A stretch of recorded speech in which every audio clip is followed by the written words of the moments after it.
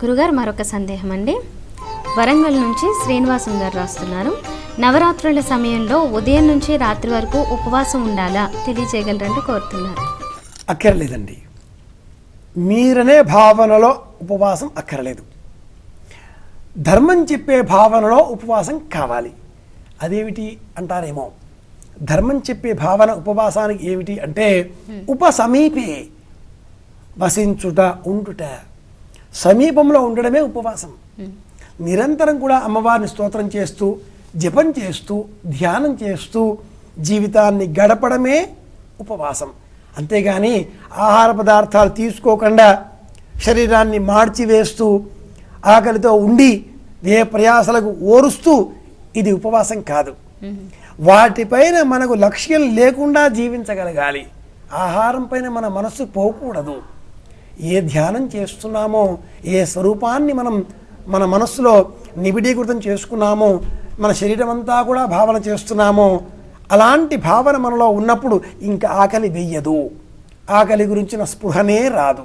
అలా జీవించగలగడమే ఉపవాసం. అంతేగాని ఆహారం తినకుండా ఉండడమో మరింకేదో కాదు. ఇదంతా వేదాంతపరమైన చర్చలతో చెప్పేవండి. మేమంతా లౌకికులము, సాధారణులము, మాకేమైనా చెబుతారా అని అందరూ అంటే తప్పకుండా నవరాత్రులలో ఇంటి భోజనం చేద్దాం, బయటి భోజనం మానేద్దాం. 1.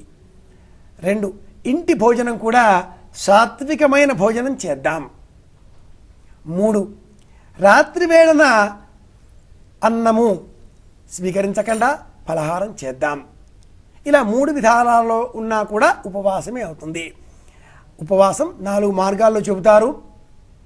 ఆయాచితం, యథాలబ్ధం, నక్తం, అలాగే ఉదయం పూట భోజనం చేసి రాత్రి భోజనం చేయకుండా ఉండగలడం, ఏకభుక్తం అన్న పేరుతో.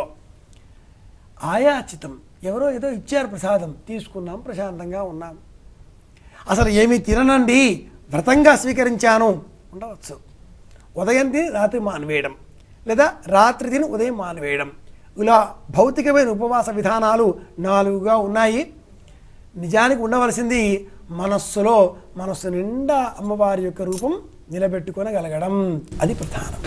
గురుగారు చాలా సంతోషం అండి. రేపటి నుంచి శరన్నవరాత్రులు ప్రారంభమవుతున్నాయి. వాటన్నిటికీ అంటే చాలామంది ప్రేక్షకులు వారి సందేహాలని రాశారు. వాటన్నిటికీ చక్కటి శాస్త్రీయ సమాధానాలను అందించారు. ధన్యవాదాలు, నమస్కారం.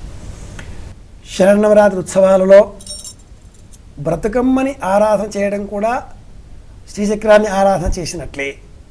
శ్రీచక్రాన్ని ఆరాధన చేసినా కూడా బతుకమ్మని ఆరాధన చేసినట్లే.